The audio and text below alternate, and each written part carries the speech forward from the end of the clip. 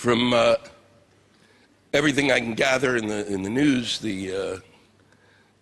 we have similar problems with our economies. It seems to be a worldwide thing. It's fascinating to watch on a perverted level, because it's amazing that the same people who got us into this shit are the same people who say they're going to get us out. Isn't that interesting? I sure hope that they left breadcrumbs in the woods. As we came closer and closer to this situation, there isn't one world leader, not one.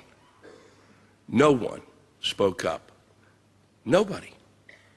Not anyone. And I can guarantee you this, anyone who had a job, a regular job, before the shit hit the fan, probably 6 months before the shit hit the fan, somebody in your office, might have been even you, turned to somebody else and went, I think we're fucked.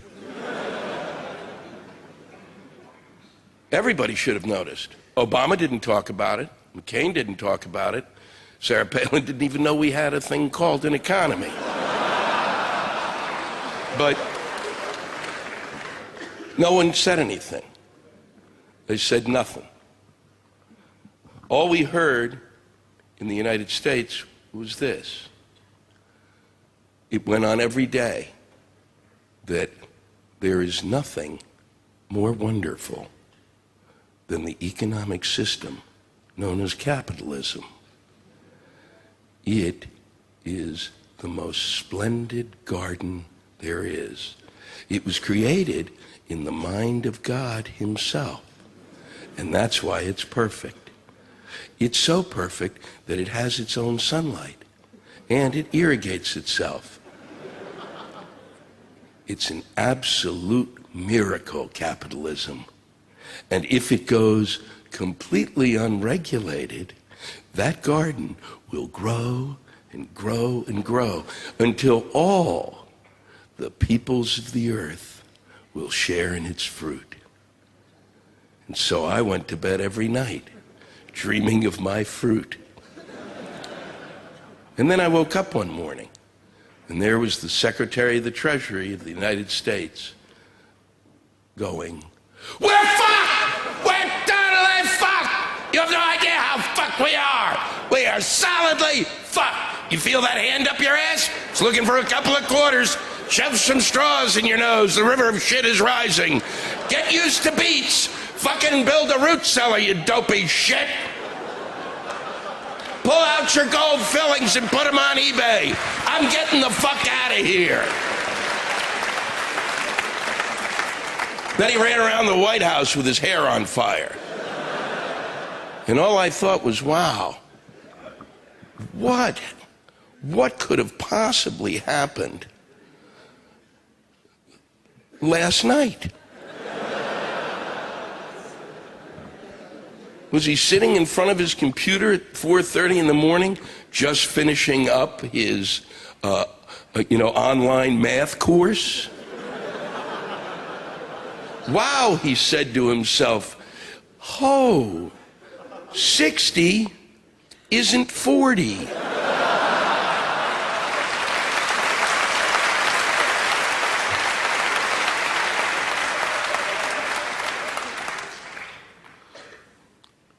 Everybody knew there was going to be a problem. Anybody who paid any attention, because there was a housing bubble. Fucking in the United States, there'd be a house cost $70,000. A year later, you go back, house cost $700,000. What the fuck? How did that happen? Well, they built a gazebo in the back. It's made entirely out of human scrotums. It's the most comfortable place in town. In the United States, they actually blame people who they said couldn't afford rent, and yet these people bought houses. Fuckers. It's their fault. No, it's not. It's not their fault. Can't yell about those people, because there isn't anyone in their right mind. If you were completely broke and somebody came to you and said, look, I know you can't afford to pay rent. Want a house? What are you going to say? No, I'm going to continue to live over a grate in my box.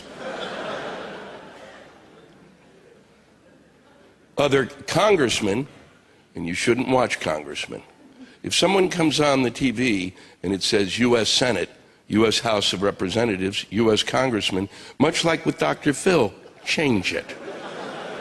These people blame people who didn't read their mortgages. Those fuckers! They didn't read. No one, let me point out, has ever read their mortgage. That's why we have lawyers. They read contracts. That is their job.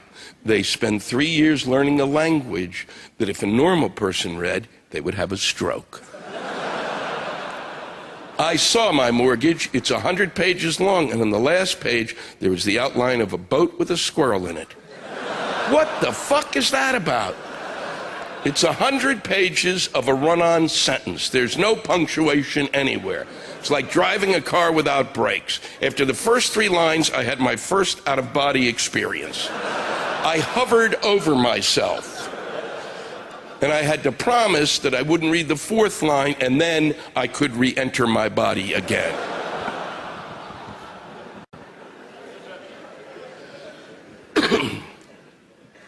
It is purely and simply greed. It is greed that caused all of this. That's it. And if you ever are wondering how greed can become more and more perfect, just look at my country. That is what my country, one of the things, that is one of our great contributions to mankind. We have perfected greed. We came up with Bernie Madoff. Top that, fuckers. It reads like fiction. It reads like fucking fiction. Only if there was a fiction book, a novel, and the main character did what Bernie did and his last name was Madoff, you'd go, that's bullshit.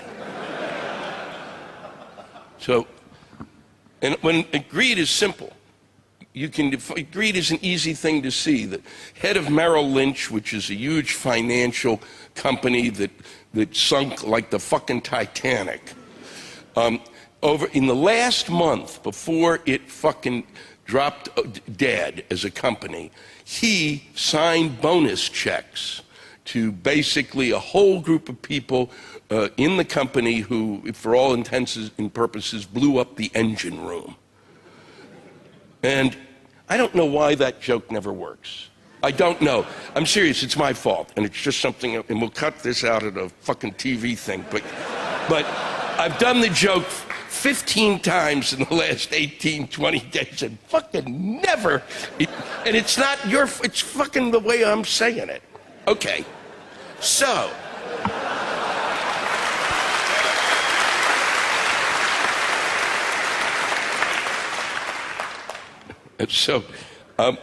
He also redid his office.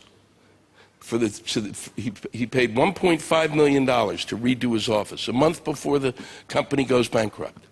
Now, if I was doing a financial office, if I worked in a financial office, this is what I would have. For $1.5 million, I'd have a chair for the fucker I got to talk to sit in. I'd have my desk, my chair, and behind me, the whole rest of the office would be filled with a giant aquarium, like 18, 20 feet high, with a young intern who's at the top of it. And in the aquarium is a great white shark. And the intern spends the whole day just throwing meat in at the shark.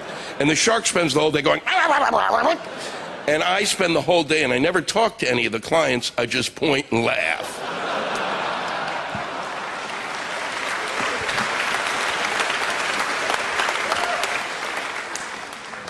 He spent his money, $63,000 on a credenza.